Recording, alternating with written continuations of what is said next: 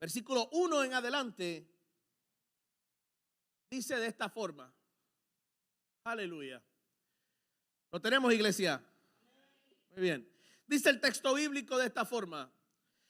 Pasado el día de reposo o el domingo, al amanecer del primer día de la semana, vinieron María Magdalena y otra María a ver el sepulcro. Versículo 2. Y hubo un gran terremoto porque el ángel del Señor descendió del cielo y llegando removió la piedra y se sentó sobre ella. Versículo 3. Su aspecto era como de un relámpago y su vestido blanco como la nieve. Y del miedo de él los guardias temblaron y se quedaron como muertos. Mas el ángel respondiendo a las mujeres: no temas vosotras, porque yo sé que buscáis a Jesús, el que fue crucificado. No está aquí, pues ha resucitado como dijo. Venid, ved el lugar donde fue puesto el Señor. Versículo 7 dice: e id pronto y decid a los discípulos que ha resucitado de los muertos. Y he aquí, va delante de vosotros a Galilea, y allí veréis. He aquí, yo os he dicho. Versículo 8 dice de esta forma y culminamos.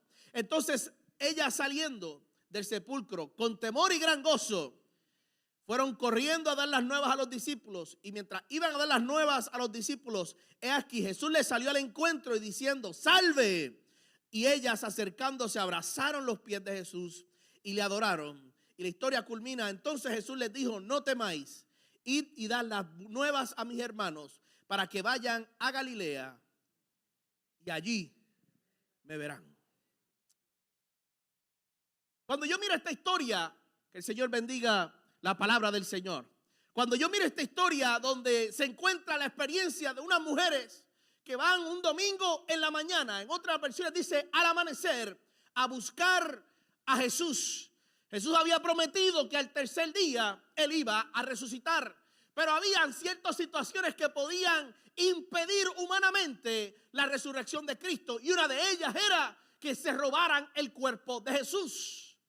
Así que una de las razones por las cuales el gobierno pone a unos soldados frente a la tumba es para ellos custodiar el cuerpo de Jesús y que no viniera alguien o uno de los discípulos o un seguidor de Cristo y moviera la roca, y dentro de esa roca ellos pudieran mover el cuerpo de Jesús y decir: Jesús no está aquí porque había resucitado. Eso era una de las cosas que el gobierno dijo: vamos a plantar a algunos soldados frente a la tumba de Jesús a custodiar el cuerpo de Cristo. Y es extraordinario cuando yo miro todo esto, porque dentro de la excusa del gobierno para que custodiara el cuerpo de Jesús, había una fe de unos discípulos, había una promesa de un Dios que al tercer día no se iban a robar el cuerpo, que al tercer día el cuerpo no iba a desaparecer porque sí, que al tercer día el cuerpo no iba a ser removido, sino que al tercer día ese cuerpo que estaba allí reconociendo que había muerto iba a resucitar. Había una promesa y la gente la creía. Ahora, la razón por la cual usted está en vida nueva hoy, en esta mañana, y lleva una vida de cristiano, es que el evento de la resurrección de Jesús es el evento que divide, que separa las demás religiones del cristianismo. Te voy a explicar el por qué. Mahoma, que era el salvador del Islam, está muerto y no ha resucitado. Confucio, que no es quien se inventó la confusión como dice en las redes sociales. Confucio, que fue un filósofo muy famoso para la cultura china, está muerto y no ha resucitado.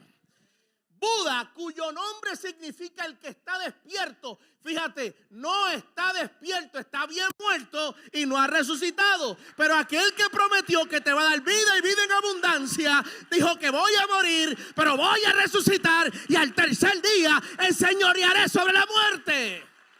Así que el Cristo que usted sirve, el Dios que usted sirve, se separa, se divide de los demás dioses, porque esos dioses murieron, pero el que usted adoró hace unos minutos atrás está vivo y quiere bendecirte. Quiere bendecirte. Por eso es que el Cristo que celebramos hoy cambió la historia de mi vida y de la tuya. Cristo fue tan poderoso que ante el nacimiento se divide la historia. La historia tiene un referente antes de Cristo y después de Cristo. Imagínense cuán trascendental es Cristo, que cambia la historia, que hay un antes de Cristo y un después de lo que sucede ante el nacimiento de Jesús. Cristo viene a la vida para cambiar tu historia. Jesús viene a tu vida y a tu matrimonio para cambiar el destino y la historia en el cual había sido escrita por los humanos. Pero Dios es el autor y consumidor del libro de mi vida. Y mi historia no la escribe una promesa humana. Mi historia no la escribe mi jefe. Mi historia no la escribe un humano. Mi historia fue escrita por el Dios creador de los cielos y la tierra. Aleluya. Así que cuando miramos el texto bíblico de Mateo 28, hay dos elementos muy importantes. La tumba estaba vacía y Jesús se le aparece a las mujeres. La tumba estaba vacía y Jesús se le aparece. Pero cuando yo veo la tumba vacía, yo le llamo esto el sospechómetro. Yo enciendo el sospechómetro a estudiar el texto bíblico. Me doy cuenta que el versículo 1 me lleva a afirmar un evento esperanzador. Y es que la resurrección de Cristo se da en el amanecer. El texto bíblico señala que fue en el amanecer que Jesús se le aparece a las mujeres. Estaba amaneciendo. Y la palabra amanecer me lleva a entender, y es que todavía la tiniebla sigue dominando. Cuando está amaneciendo, la tiniebla sigue dominando. Pero hay una luz que comienza a resurgir. En el amanecer me lleva a afirmar que aunque mi noche fue larga, cuando amanece es que el ciclo de tinieblas se va acabando, porque se abre un ciclo de bendición y prosperidad sobre mi familia y los míos. Alguien está aquí conmigo en el nombre del Señor. Así que la experiencia de la resurrección de Cristo se da en el amanecer. Y entender que cuando amanece es una exclamación del cielo diciendo: aunque la tiniebla dominó tu pasado, aunque la tiniebla dominó esos días de oscuridad, cuando Cristo se revela en la vida de la iglesia y de los que creen en Él, se convierte el ciclo de maldición en un ciclo de bendición. Y lo que antes significaba oscuridad, ahora es que yo veo los rayos de luz salir sobre mi vida y mi familia. El amanecer de Jesús me invita a entender que todavía hay tinieblas en mi norte, en mi sur, en mi este y el oeste. Pero hay un rayo de luz que me brinda la esperanza, que se está disipando la oscuridad y se está moviendo lo que antes no me permitía ver con rectitud. El amanecer. Yo necesito un amanecer en mi vida. Yo no sé cómo se llama tu amanecer, pero yo necesito un amanecer en mi vida. Yo necesito que Cristo se revele en mi vida como el resucitado y como aquel que cumple las promesas, y lo que ha dicho lo ha de cumplir. La tiniebla en el tiempo bíblico, más allá de ausencia de luz, tiniebla en la literatura bíblica significa confusión. Tiniebla en la literatura bíblica significa duda. Tiniebla en la literatura bíblica significa cuestionamiento. Y hay etapas y procesos en la vida que entendemos que lo que nos está liderando es la duda. Entendemos que lo que nos lidera es el cuestionamiento. ¿Dónde tú estás, Dios? ¿Por qué me pasa esto? ¿Dónde tú te has metido que no siento que estás tú presente? Temporadas de tinieblas, donde no podemos ver con claridad mi mañana porque mi futuro es incierto. Donde no puedo ver con claridad el futuro de mis hijos porque no sé si la semana que viene tengo la economía para pagar la renta o el mortgage de mi casa. Donde no entiendo, no sé lo que va a pasar en mi mañana porque no sé lo que estoy viviendo en mi presente. Momentos de tiniebla, momentos de confusión, momentos de duda si lo que Dios me dijo era real o yo lo recibí por algo emocional. Momentos de duda cuando yo puedo entender que Dios tiene poder para sanarme pero sigo enfermo. Momentos de tiniebla. Momentos de confusión donde no sabemos a dónde ir, donde tenemos una decisión de frente y no sabemos qué decisión tomar. Momentos de tiniebla. Y ahí estaba, ese fue el escenario donde estas mujeres llegan a la tumba. En aquel tiempo no había Uber, no había Lyft, no había Tesla. Así que los estudiosos bíblicos entienden que estas mujeres llegaron a la tumba. Cuando salieron de su casa, estaba en tiniebla. Salieron a oscuridad a caminar a ver una promesa realidad. Y el problema de nosotros es, pastores y líderes de la iglesia y comunidad de fe, que esperamos que se vean los rayos de luz para entender que es de Dios o no es de Dios. Y hay temporadas en la vida que hay que salir de las puertas de nuestras emociones, de las puertas de nuestro corazón cuando el mundo está en tinieblas, pero con la esperanza de saber que mientras yo camine va a amanecer, mientras yo camine veré la luz, mientras yo me mueva veré la luz del Señor. Veré la luz, veré mi amanecer. Hace unos meses fui yo a California. Y aquellos que han tenido la oportunidad de ir a California, saben que desde que usted se baja del avión, eso parece una pelea de hormigas. Uno no puede ni caminar bien. Tan lleno ese aeropuerto. Y yo cuando llegué, como buen hispano, no me gusta ir a usar los sanitarios en el avión porque son muy pequeños. Yo necesito mi comodidad.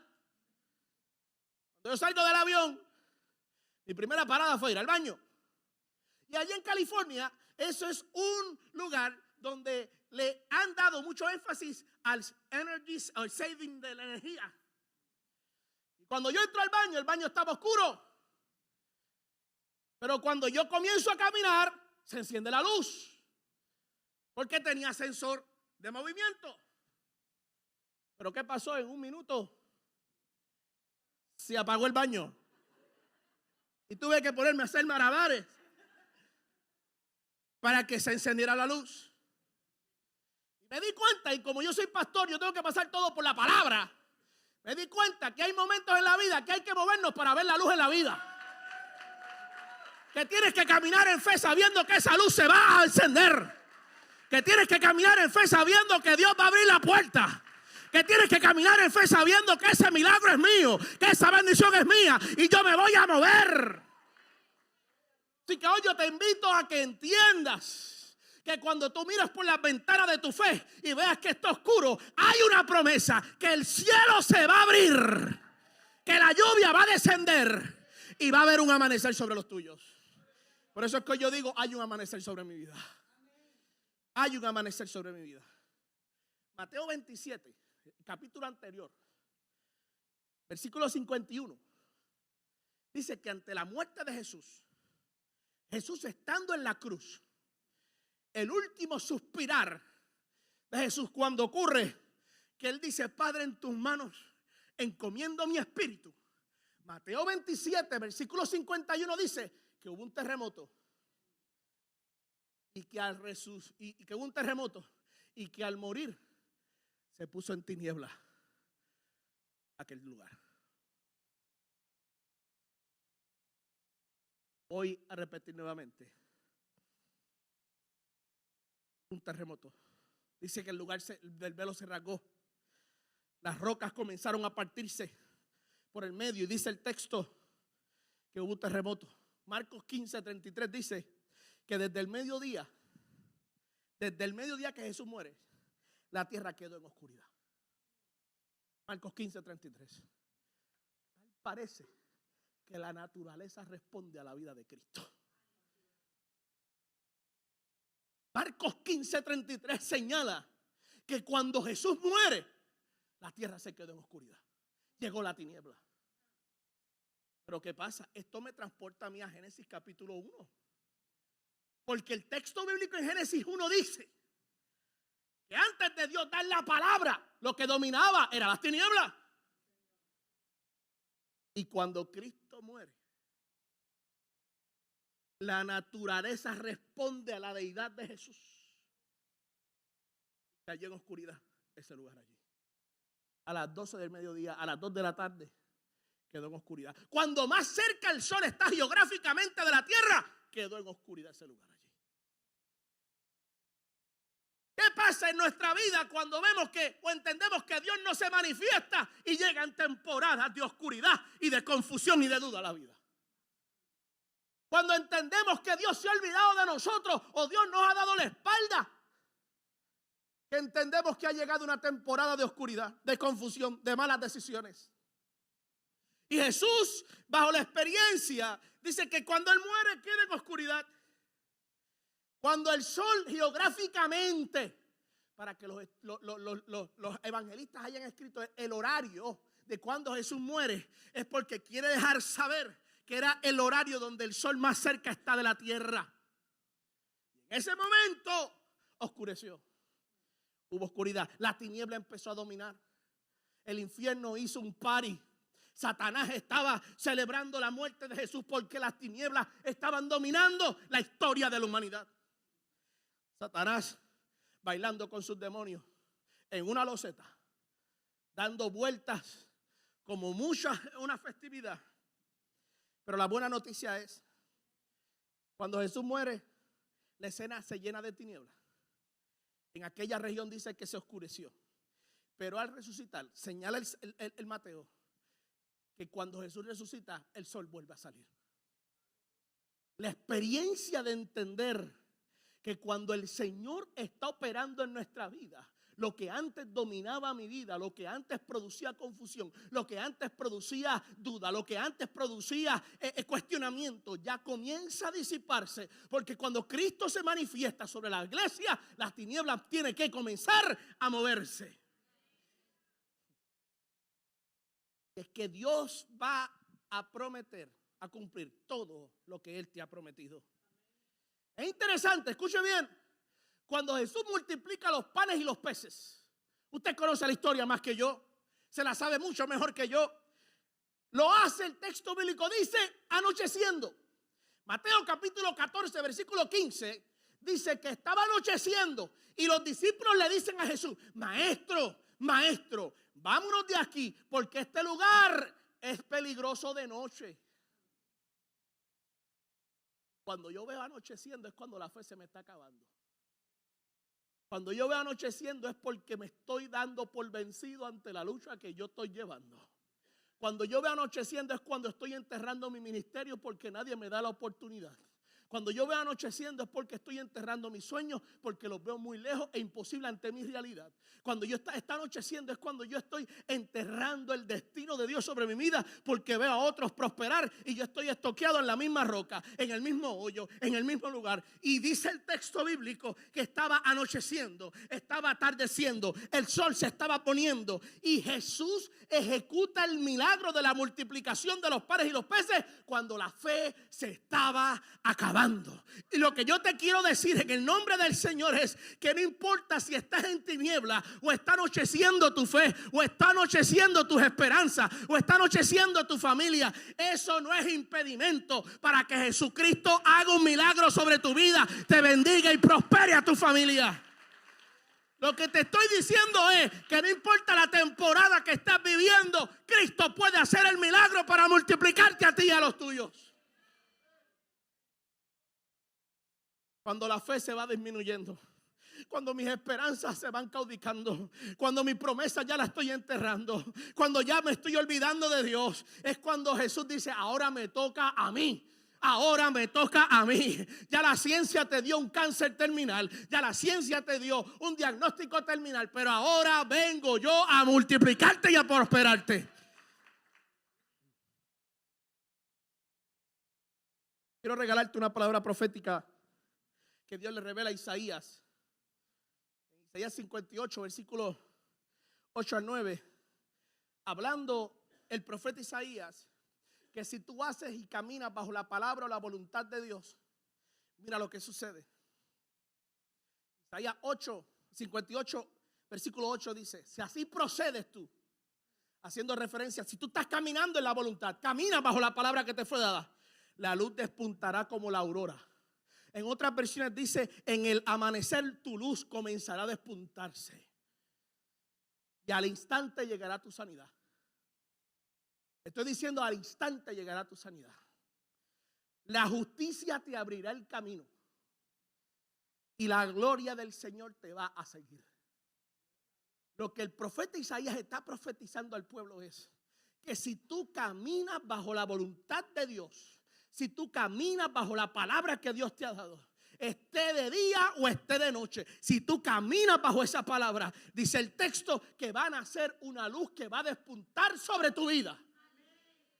Oye, tú cargas con una luz que no la aportas tú, sino que por la gracia de Dios se te fue dada para que alumbre en los momentos de oscuridad. Si yo estuviera en un campamento de jóvenes, hubiese traído un glow stick. ¿Usted conoce los glow stick? ¿Qué sucede con el glow stick? Que para que brille, tienes que ¿qué? tiene que romperse. Sígueme la línea de pensamiento, por favor. No te pongas tan espiritual. Y los momentos de oscuridad en la vida es porque Dios comienza a rompernos. Y de la forma que yo voy a brillar a través de la luz de Cristo es quebrándome. De la forma que yo voy a brillar es que a través de las manos del alfarero comienza a moldear mi carácter. Y dentro de ese mal carácter que Dios comienza a moldearlo, va a despuntar una luz. Por lo tanto, de la forma que un glow stick tiene que brillar es quebrándose. Y detrás de nuestra vida, detrás de la gloria humana, hay un proceso de quebrantamiento del Espíritu Santo de Dios para que brille no tu luz, no la luz de un artista, sino la luz de Cristo, que esa luz nunca se va a apagar. Nunca se apagará la luz del Señor. Por eso es que tú y yo somos un glow stick en las manos de Dios. Por eso es que tú y yo somos barro en las manos del alfarero. Porque los procesos de escasez, los procesos de quebrantamiento, los procesos de dolor quiebran mi orgullo. Y de ahí comienza a salir una luz. Quiebra mi mal carácter. Y de ahí comienza a salir una luz de templanza. Quiebra mi odio. Y de ahí comienza a salir una luz de amor. Ese fruto del Espíritu comienza a surgir a través de la luz de Cristo en tu vida. Hay un amanecer para tu vida. Hay un amanecer para tu familia. Así que la tumba al amanecer estaba vacía. Y era una evidencia, no de que a Jesús se habían robado el cuerpo, sino era una evidencia de que Cristo había cumplido la promesa de que iba a resucitar por su iglesia.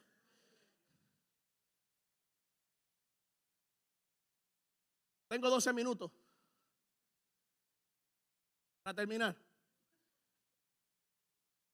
Como soy pentecostal, tengo que decir 3 meses concluir para concluir de verdad. Pues te estoy diciendo concluyendo. La primera vez. Luego de que Jesús resucita, se manifiesta en gloria sobre estas mujeres. Él le dice, no teman. No tengas miedo.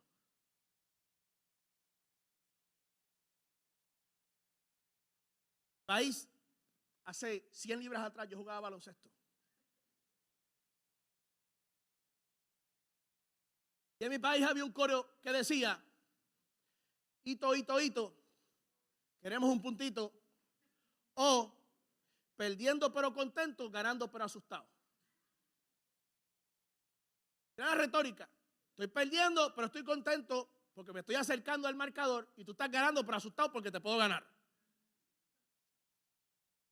Jesús le dice a estas mujeres, no teman, porque soy yo quien se les está revelando a ustedes. No es un espíritu.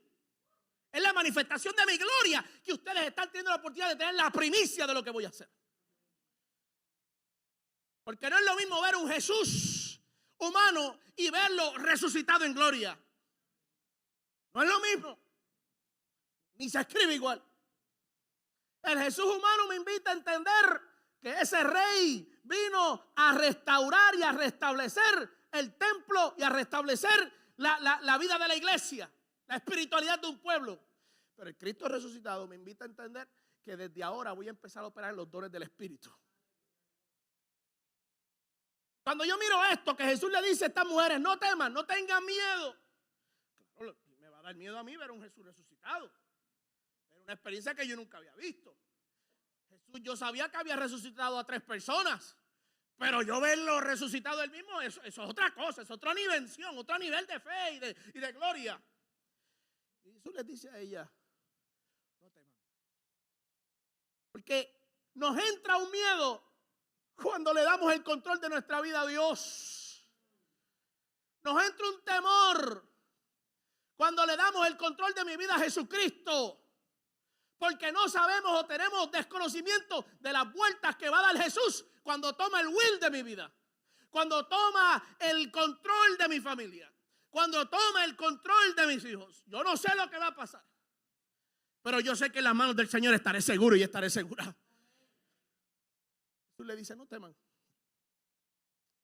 Díganle a los discípulos que vayan a Galilea, porque allí yo me les quiero revelar.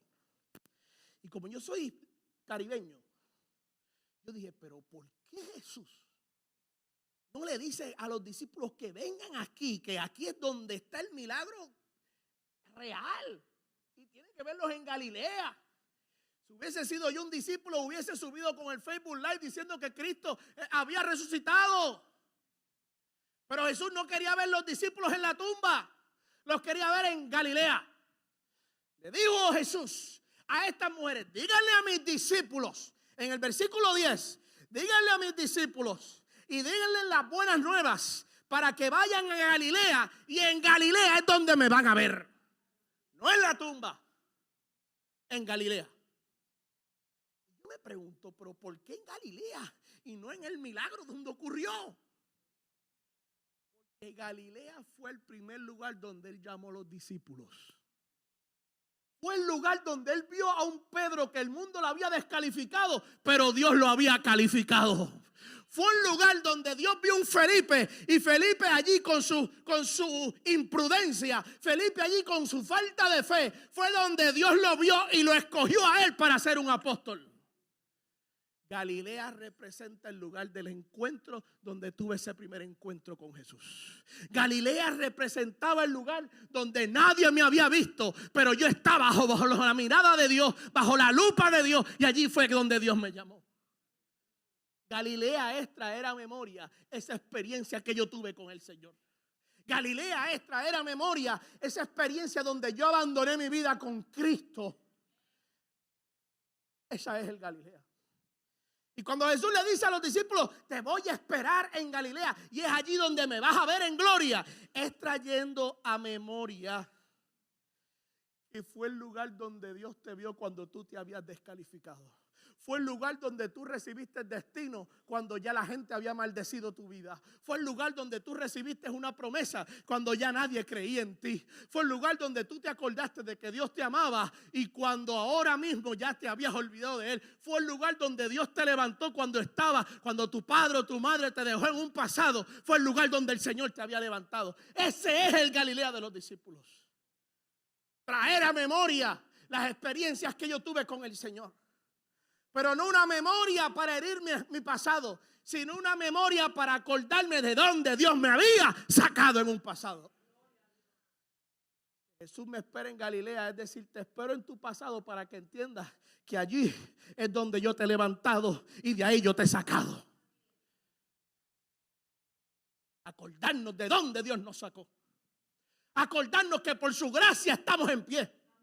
Acordarnos que no es por mi fuerza ni la fuerza de la gente, sino por la fuerza del Señor, porque el pueblo de Dios puede afirmar, todo lo puede en Cristo que me fortalece. Es acordarse que yo vivo por la gracia de Dios.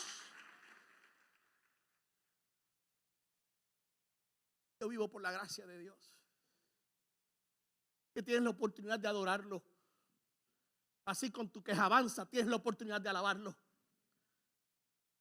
Así con tu proceso tienes la oportunidad de alabarlo. Porque en el nombre del Señor, y con esto termino, es la segunda vez que lo digo. El evangelio de Cristo es la resurrección para que nosotros entendamos que Cristo murió en la cruz del Calvario porque dio un reset a nuestra imagen de Dios. Los que estuvieron allí entendieron y van a entender esto. Y la próxima vez que yo venga, vengan sábado. Los que estuvieron ayer van a entender lo que voy a decir. Cuando Cristo muere, hay oscuridad, porque cuando Cristo resucita hay un reset en el mundo y hay un regénesis, y nuevamente ya yo no vivo bajo la sombra de Adán ni el pecado de Adán. Ahora yo vivo por la gracia y misericordia de Cristo. Ya mi imagen no la moldea el pecado del Edén, ahora mi imagen la moldea la santidad de la cruz. Estamos aquí. Por lo tanto, yo vengo a decirte que hay un amanecer sobre tu vida. Yo no tengo problema cómo se llame tu realidad. Nómbrela al Señor. Nombre tu tiniebla a Dios ahora mismo. Yo no tengo problema ni me intimida. Pero yo declaro que en el nombre del Señor hay un amanecer sobre los tuyos y tu familia. Que no importa cuáles fueron las tinieblas que tú entraste por la iglesia, pero saldremos gozosos, porque aun cuando mi vida está llena de tinieblas, yo caminaré, porque la luz de Cristo va a comenzar a surgirse en mi familia. ¡Aleluya! ¡Aleluya! El problema de nosotros es que queremos ver las puertas abrirse sin movernos. Pero cuando usted se baja en un Walmart y la puerta está cerrada, ¿usted cree que no se va a abrir? Se abre, porque se abre con el sensor de movimiento. Y las puertas del cielo se abren cuando tú empiezas a moverte. ¿Alguien está aquí conmigo hoy? Usted sabe que cuando usted va a un Walmart, el horario dice que está abierto. Y aunque mi vista natural dice que las puertas están cerradas, yo tengo la certeza que cuando yo me acerque a la puerta se va a abrir. Usted nunca va a ver una persona en un estacionamiento esperando que la puerta se abra. Usted sabe, usted está en el horario correcto, está en el cronos, en el tiempo correcto. Y esa puerta se tiene que abrir. Al final del día, el libro de Apocalipsis revela que es Jesús quien abre y cierra puertas en la vida. Por lo tanto, las puertas que se me han cerrado, Satanás no tiene autoridad para cerrarlas. Porque es que hay otra puerta mejor que Cristo va a abrir en mi vida. Y yo voy a entrar y disfrutar de la bendición detrás de esa puerta. Por eso hoy yo te digo, quizás tú salgas de tu realidad hoy en esta tarde con la fe en tinieblas, pero cuando tú comienzas a caminar bajo la palabra del Dios de luz, del príncipe de paz, del Dios de luz, vas a ver el amanecer. Vas a ver el amanecer. Lo vas a ver en el nombre del Señor. Así que hoy yo quiero hacer un llamado en este día. Para aquellos que quieran ver un amanecer sobre su vida. Yo quiero hoy hacer un llamado para aquellos que quieran ver un ciclo que se abre, una nueva historia que se va a abrir por tu familia y por mi familia. Así que yo te voy a invitar a que tú vengas a este altar si tú quieres ver un amanecer en tu vida. Me pueden ayudar los muchachos de adoración. Pero yo quiero hoy, Dios te bendiga,